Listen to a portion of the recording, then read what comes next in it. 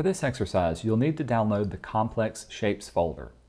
Inside of this folder, you're going to find 3 different images to pick and choose from.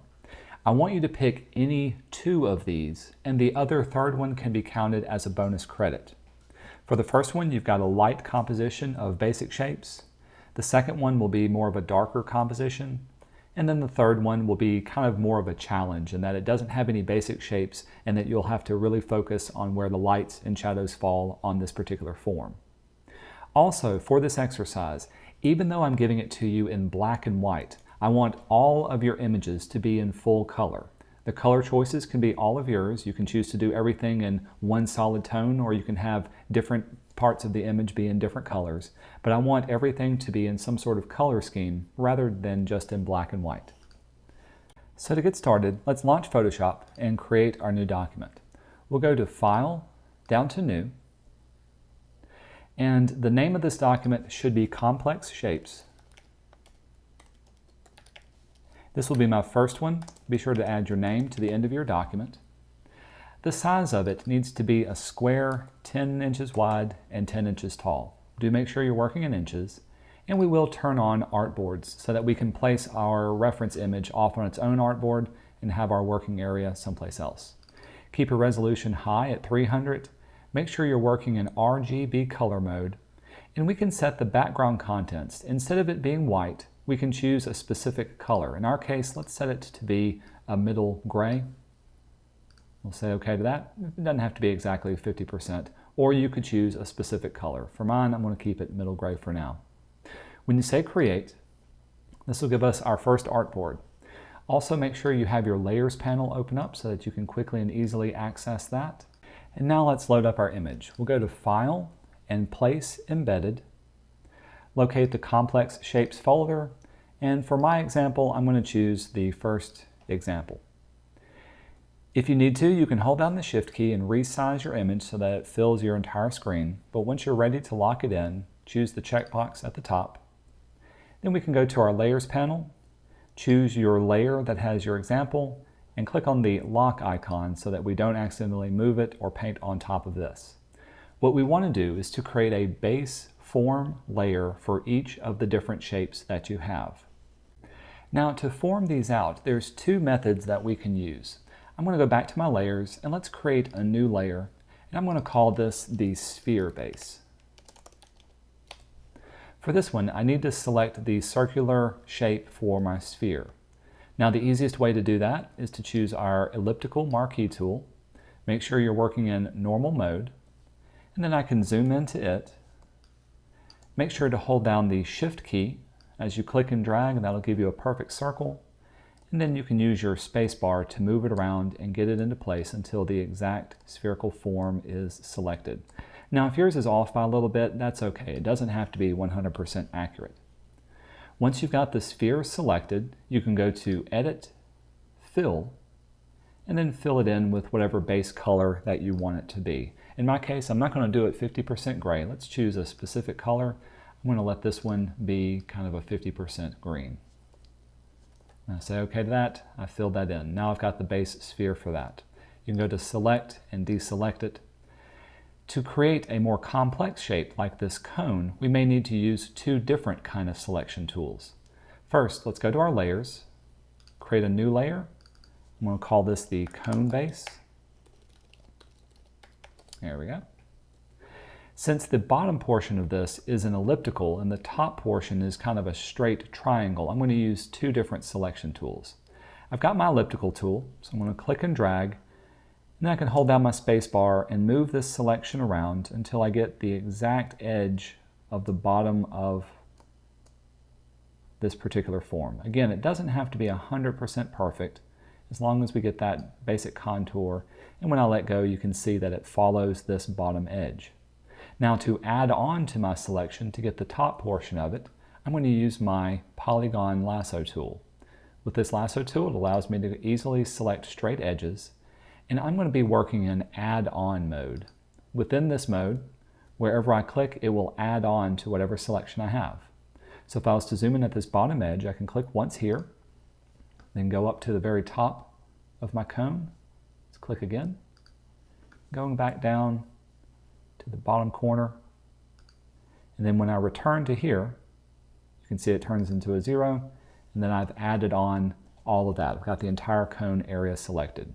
Let's fill this in. Go to Edit and Fill. The color this time I'm going to choose will make our cone kind of a bluish color. We'll say OK to that, and now I've got my blue cone. I can go to Select, deselect it. Now as far as the cylinder is concerned, this is going to be slightly different and a little bit more difficult to select just with my ellipse tool. First, let's go to our layer, create a new layer. Now notice that my cylinder has two different faces to it. I've got this flat face here and I've got this curved face going back. So I really need to make two different base layers for this one. For this one I'm going to do the flat part of the cylinder first. So let's call this the flat cylinder base. If I was to use my elliptical marquee tool, I can get a good egg shape, but it's difficult to rotate it on its side. There's no way I can get it to line up on the left or right edges to it. So instead, this may be easier to just draw off with my pencil tool and then fill it in from there.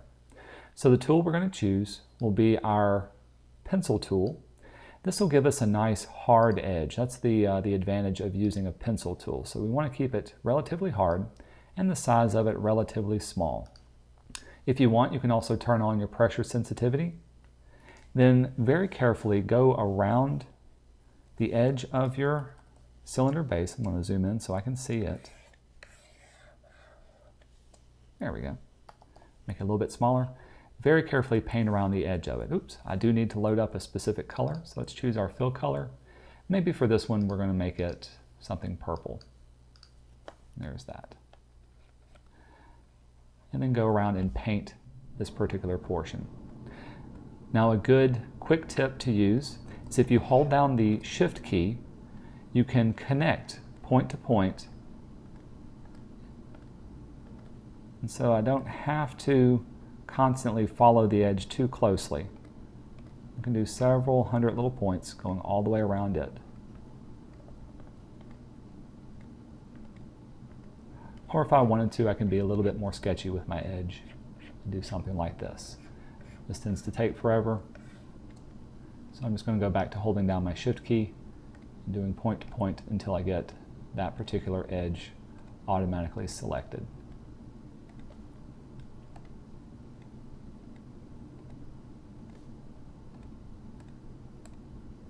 And there we go. If I need to, I can go back and clean up any edges that I have. And the best part about it is, in order to fill this in, all I need to do is grab my paint bucket tool. Make sure with the paint bucket tool you've got all layers unchecked but continuous checked on. Then you click in the middle of it and it automatically fills that in. Now, one word of warning, if you accidentally use your paintbrush tool and you had a soft edge, you'll find that there's a little bit of a trail left over around the outer edge of this. So you may have to click multiple times to fill this in all the way. But if you used your pencil tool, everything should work out. Again, if your edge isn't 100% perfect, that's totally fine. It'll work out for what we need it to do. With this one, let's create another layer. In this case, this will be the curved part of our cylinder.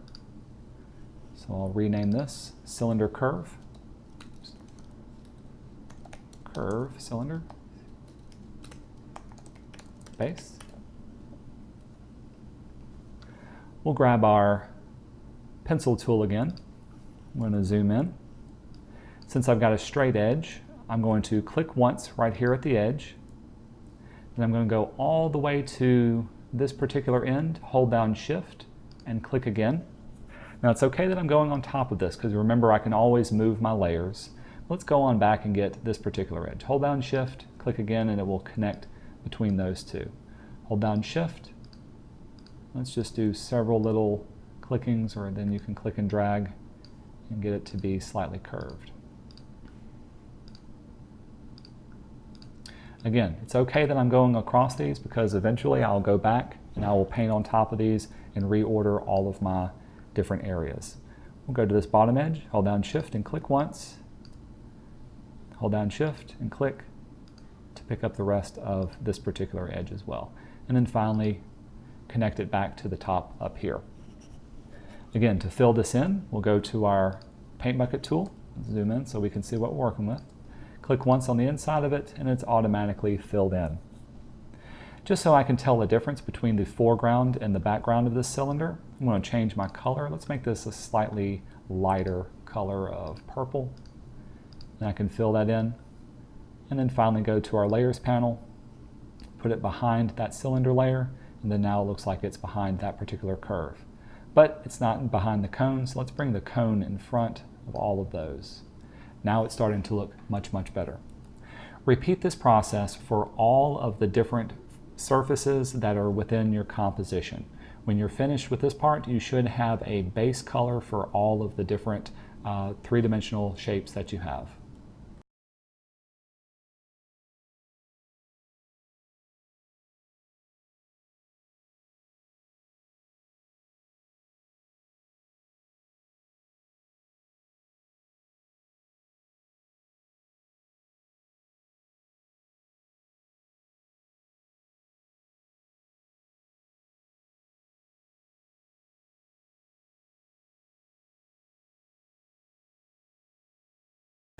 Alright, and now that I've created the basic base color for all of my shapes, you can see I've got a lot of different layers in my layers panel, and each of them are in the correct stacking order so that they kind of overlap each other properly. Now never mind the fact that many of these are way too dark to be seen. The main thing is we want to be able to make sure everything is in their correct form and correct space. The other thing we need to do is to start grouping these into some folders so that it's a little bit easier to tell where everything is. So even if it's just got one layer, it should have a folder in all of its stuff. If you look down here, you can see I've even created 2 layers for my background, both the left and the right. So I'm going to hold down Shift and select both of those, then click on the folder icon. That'll put them in their own little folder group. I can double click it. I'm going to name this group background. Remember, you can always hit the down arrow to open up those layers. Let's do the same thing for my table that they're sitting on. So I've got 3, the top, left, and right. Click on the group, double click the group, and we'll call this the base table, or just the table. How about that? I can do my cylinder, select both of those, put those into a group. I've got the 3 sides to my cube.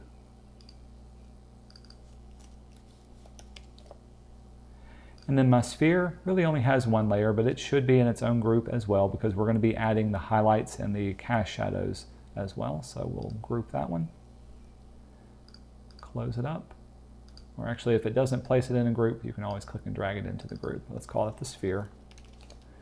And then choose the cone, create a new group, and click and drag it into that group as well. And then we've closed it off. This is a good time to save our document, so let's go to File and Save and continue on. And when you save your document, do make sure you're saving the Photoshop format of it, and then it has your name inside of the file name. With Photoshop, this will get all of our layers, which is what we want, so we'll hit Save and say OK to maximize the compatibility. Now let's create a Details layer. Going back to your Layers panel, turn off visibility for all of your shapes, but keep the visibility on for your example layer. And let's create a new layer that's at the very top of all of the other layers. The purpose of this details layer is to give an indication of where your shadow forms may start and also where any cast shadows may fall on the surfaces, especially if they're going across 2 different or multiple different planes, and just to give a general idea of how you can form out all of your shapes without actually having your reference layer right underneath your object. So with layer 1 made, we'll change this name to Details. Then we're going to go over to our tool panel, grab your pencil tool, and set the size of your tool to about 3 or 4 pixels. We only want it just large enough to be able to see, but not so large that it covers up any important information. Also for mine, I'm going to set my color to be black. And if ever necessary, I can always drop the opacity, but keeping it black would be okay. So with this turned on, I've got my pencil tool. All I'm going to do is just kind of go through and make some general markings where the shadow edge would be. So here's the shadow edge for this one. I can see there's an edge for the cast shadow forming right here.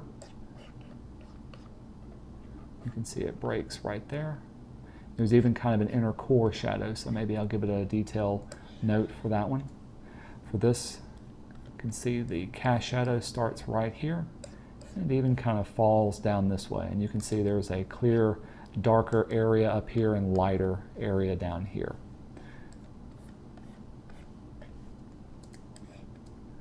Our circle, the shadow starts right about there. It's got a reflected little shadow right here, and this is the darkest part of the core shadow, and this is much lighter. Finally go into our cylinder. So there's that edge right there. This one gets a little bit lighter, and this one gets a little bit darker. And the cast shadow is definitely nice and hard-edged. All of this comes into play and just makes it much, much easier to refine my final sketch. I think that's pretty good for now. We'll back out the whole thing. This time if I turn on visibility of all my layers, this gives me a much better idea of how I can start to paint it off. And this is just helpful guides to work in whenever you work through your composition.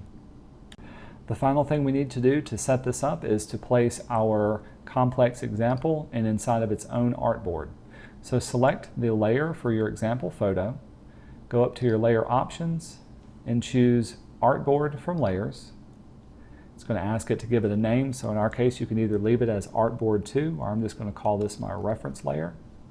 We'll keep it at custom and say OK. This will place it inside of its own artboard within the layers and it will bring it to the front. Now all I have to do is choose my move tool and let's move it off to the side and maybe even scale it down so that I can easily see it. Actually, we'll keep it nice and large so we can get roughly the same size. With both of these set up side by side, I can lock down my reference layer. So we'll close this out, click on the little icon, and now everything that we'll do will be done in our first artboard. We're going to take this one shape at a time and fill in the highlights and shadows and also the cast shadow for each form. Now let's jump in and add the highlights and shadows. I'm going to work on the cone first. I'll zoom in so I can see it. We'll go to our layers, open up the cone, and let's create a highlights and shadows clipping layer on top of it. So a new layer. You can hold down the Option key, click between this one, and you can see the little icon will appear. That'll automatically create a clipping path between those two layers. And again, just to make it less confusing, I'm going to call this the cone highlights and shadows. With that selected, I've also got my details layer turned on. Maybe I'll turn down the opacity of that layer so that it's not so stark. So let's bring that layer down. Yeah, about 20% is pretty good. Returning back to my highlights and shadows, I'm going to grab my paintbrush tool. The kind of brush that I want to start off with will be a nice soft edge brush, so the hardness will be set to 0 and the size will fluctuate. Also, I'm going to keep my opacity relatively low. Let's start it off at 30%, keeping my flow relatively high for now and also keeping smoothing all the way down. As far as the color goes, I'll set the base color to whatever blue that I have here, but since I want to work on the highlights first, let's make it a little bit lighter, so we'll pull it up to this. I could go as light as white, or I could pull it down a little bit more, but as long as it has some blue in it, I'm okay for that. And looking at my reference layer, you can see that the highlight is coming from the left-hand side, and it slowly creeps around this particular area, but it goes all the way up to a sharp point. I want to have the same situation happening for my painting. So as I paint in for this one, I'm slowly adding on 30% more for each. That'll give me that particular look and feel. That's looking pretty good. Maybe make it a little bit smaller, and I could add more of a core shadow on top of that. If I find myself going way too far, I can always hold down my Option key, pick up that local color of blue, and then I can go back in and add on any part that maybe I've missed or overpainted a little bit more. To add on the shadow, you can see the darkest part of the shadow happens right here. This is where the note of that line comes in handy.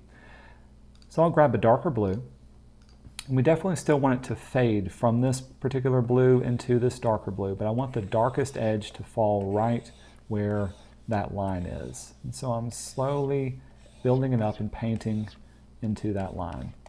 If yours is off by just a little bit, that's totally fine. In the course of painting, I've lost the highlight up here, so I'm going to hold down my Option key, click that highlight again, then go back in and repaint in that one. It's just a matter of pushing and pulling my edges until I finally get the form and shape that I like. I feel like it could go a little bit darker, so I'm going to choose a little bit darker blue, make my brush size a little bit smaller, and then go through and paint in that edge to be much, much darker.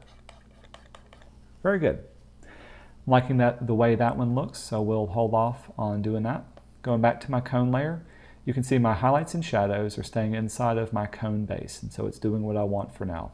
I'm not going to worry about the cast shadow. Let's just close up the cone. Let's work on the sphere next. Open it up, create a new layer, hold down Option, click between those two, so I got my clipping mask, and let's call this the sphere highlights and shadows. As with the other one, we can look at our reference. You can see my highlight is hitting here, the darkest area is down here, but I've also got this little bit of reflected highlight right there. So let's incorporate that into this design. Grab my brush tool, make it slightly larger, choose my color picker. I know my base color is this, so if I needed to get darker, I can always go darker than that. So we'll maybe pull it down to right about there. And since I'm working in 30%, I want to add on 30% till it gets darker, darker, all the way down to there. See if we can get it slightly darker than that.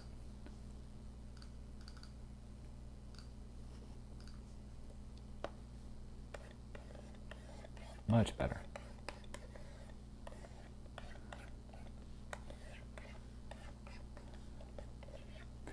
Again, we've got a little bit of reflected area in this area, and since there's a little bit of yellow coming off of this yellowish orange cube, we want to incorporate that color into that particular color. So let's pull this up. So I'm going to make it slightly lighter, and I'm going to bend it a little more towards the yellowish orange. That way it picks up a little color for this one. I'm going to say OK to that. I'll make my brush size a little bit smaller. We'll paint in that highlight, give it a little bit more of a defined area, maybe a little bit lighter. At any time, if I want to turn off the visibility for my details just to see how that looks, I can see that. I can see it's going a little bit too much, so let's pull back in some of those highlights or those shadows, details I may have otherwise lost. Now let's add the highlights to our green base. Again, pick up our green color. This is our base color. We need to go a little bit lighter. Maybe for mine, I'm also going to add a little bit more vibrancy to its color.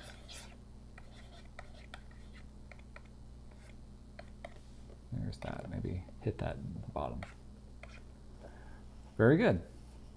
Back out and we can see our form starting to match up with what we got over here. Maybe we want to have the highlights come a little bit lower. Let's drop it back down to 20%. That's looking much better. And I can go my highlight be a little bit lighter up here at the top. So repeat this process for each of the other different forms that you have. We're not going to worry about the cast shadows just yet. I really just want to see the form shadows and the form highlights for each of your base shapes.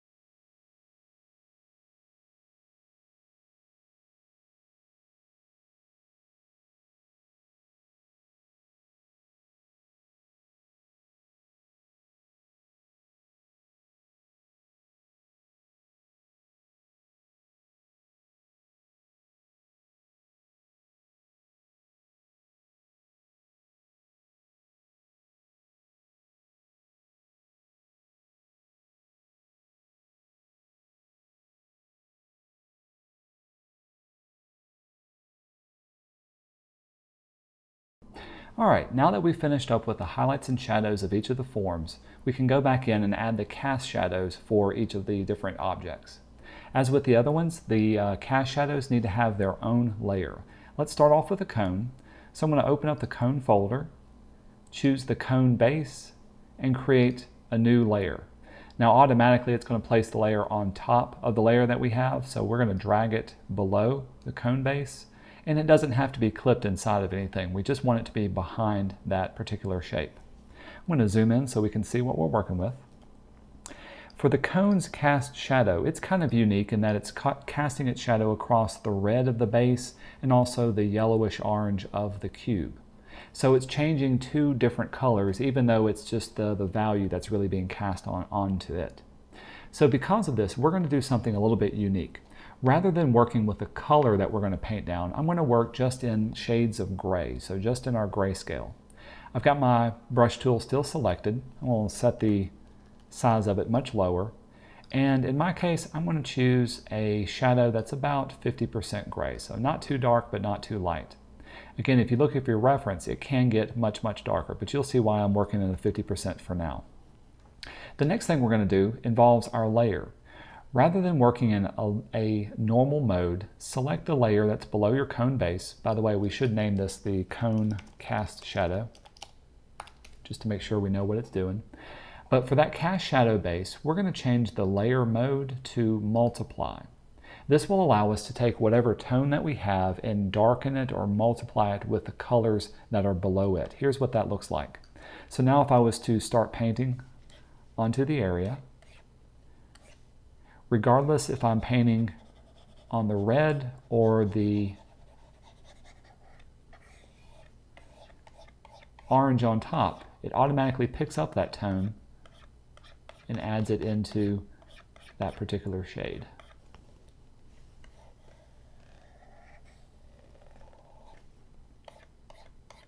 The other best part about this is if I need to soften up my edge. Let's say I think that cast shadow needs to have a much softer edge around this particular area. All I've got to do is to swap my foreground color over to white and then paint in this area. Because I'm working with multiply, it's going to get rid of my lighter tones, and so the white of the area is actually going to almost erase it away. So now I've got a good cast shadow for that, and I can continue painting on and painting through to get that form. Let's do the same thing now for the sphere. Going back to our layers, let's open up the sphere layer, select that base color, create a new layer, and then drag it below your base color layer. And remember to always give it a name, sphere cast shadow. We'll zoom into that cast shadow area. For this one, I've made notes that it falls along this area and it kind of actually goes over that edge. Back in our panel, we're going to change it from normal to multiply. The color that we're going to work with, actually let's reset ours back to the default color just to make it easier. I like to work with the 50%. Actually, let's make it a little bit darker. Then now I can go in and start painting out that particular form all the way to the edge.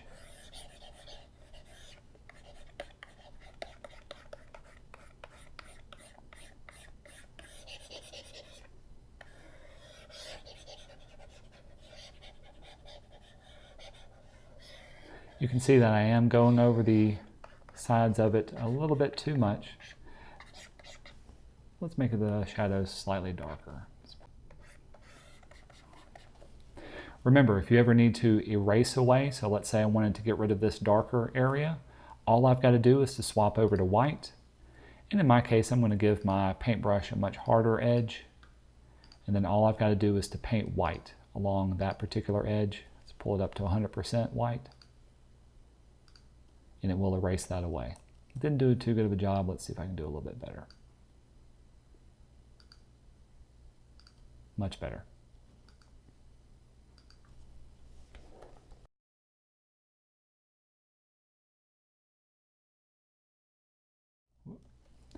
Swap back over to our slightly darker color, drop my opacity, and continue painting in.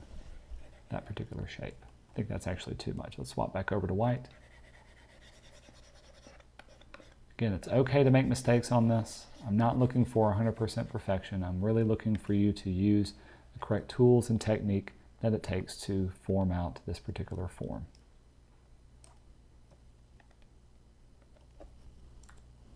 Let's repeat this process for the remainder of our cast shadow shapes.